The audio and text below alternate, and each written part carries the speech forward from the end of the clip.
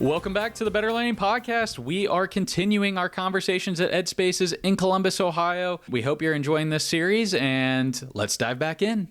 We are back with the Better Learning Podcast at EDspaces here in Columbus, Ohio. I'm excited to introduce our next guest. I'll just kind of hand it over to you. Give us a little background on who you are, your name, who you're with, and then maybe just a fun fact about you. Sure. My name is Sukanya Walsh, and I'm with Quinn Evans out of the Baltimore office. I'm an interior designer / architect there. And fun fact, oh, gosh, I don't know. What about this? Is this your first time in Columbus? It is. Is it? Yeah. Okay. All right. I love that. What has been your favorite experience so far? Or have you gone to any dinners that you liked, any restaurants? We went to a great dinner last night, and I think just walking up and down the streets, that always gives you like a good vibe of the city. Yeah. And it's a cute little place. Yeah. Did you make your way down to the Short North? No, what's that? Ooh, okay. You got to do that. So when you walk out, I believe it's 2 hour west, there's High Street. There's a street called High Street. And if you walk down, there's some really awesome shops down towards like campus. Yeah. Oh, it's beautiful. And there's a lot of great restaurants. It's a very cute little area. So if you have a chance, go check it out. Yeah. So we are talking about radically student-centered, and the purpose behind this is we want to just get a bunch of different feedback, perspectives, thoughts on when you hear that term, what does it kind of mean to you? So I'm going to ask you, I'm going to kind of hand over the mic. What does radically student-centered mean to you? I think as a designer, it means putting the student first in all design aspects of education, creating spaces that are engaging for students, places that they can thrive in, and really learn to the best of their ability. I mean, that's what we do as designers, is try to create the best space. Yeah, absolutely. And I kind of wanted to dig in because we were kind of talking a little bit about your background. You've had a lot of different experiences in a lot of different areas in interior design. What drove you here to kind of wanting to do more in schools and kind of getting more project-based work here? Honestly, just to learn more. I mean, the industry is changing so much rapidly. Students are changing so much. And it's good, I think, just to come to things like this to learn. Yeah, absolutely. So we've talked a little bit about radically student-centered, what that means to you, how you would define it. Now we like to talk about how is that applicable to what you're doing and the work that you're starting to lead on. You said you hadn't gone to LearningScapes before. So what we did last week, normally there's a gap between LearningScapes and EDspaces. Normally we have like a 3-week gap. Well, this year they got bunched up together and there were back-to-back weeks. So normally we have a wheel that you spin and you land on a question, and that's how it decides. We didn't have the wheel because it didn't get shipped in time because of the back-to-back weeks.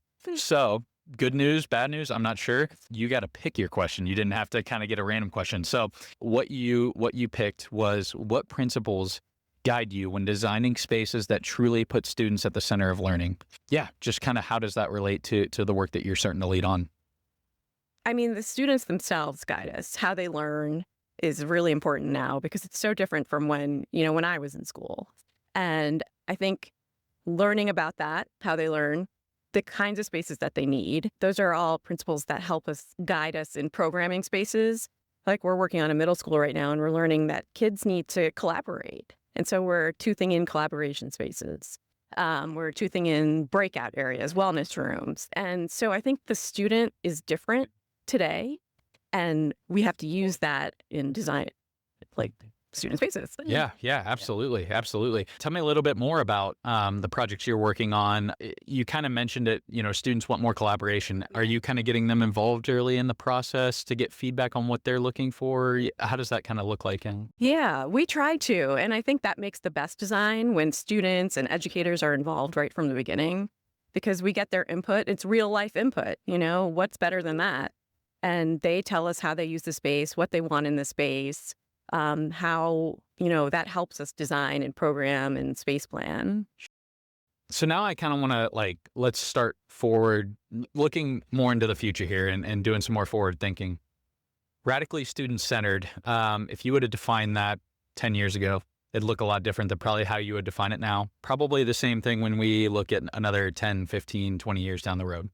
So looking into the future, where do you kind of see education going? How do you kind of see us being able to look at, when we're looking and defining radically student-centered now, how do you How do we stay proactive and looking at that, in the future? I think a big word that has come up a lot lately is flexibility, because no one really knows what's going to happen 20 years from now with AI, with technology, what, students are going to be in careers that, probably don't exist right now. And so the idea to create flexibility within student spaces is key. And I think that's a big topic of conversation that's been going around lately. And I mean, student spaces change so much. It's no longer a one size fits all approach. And, like in furniture, as furniture is involved, like everyone knows the combined desk that you sat in high school or middle school. I mean, that's old fashioned now. And now we want more flexibility. We want kids to be able to wiggle more. We want them to stand while they're learning. Students are at the center of the design. Yeah, absolutely. And you kind of have a unique perspective because you've said you've done a lot of interior design on, did you say hospitality? Libraries, schools, higher education. Okay, so you've kind of dipped your toes into a lot of different areas. So I'm just kind of curious, like, you talk about flexibility, things like that. As you've kind of grown in your career path, could you forecast the we need more flexibility in schools because of, if you're working in more higher ed, you're working in more like libraries, public libraries, you're dealing with more adults. Could you kind of forecast that and say like, oh man, this is a serious issue in schools today.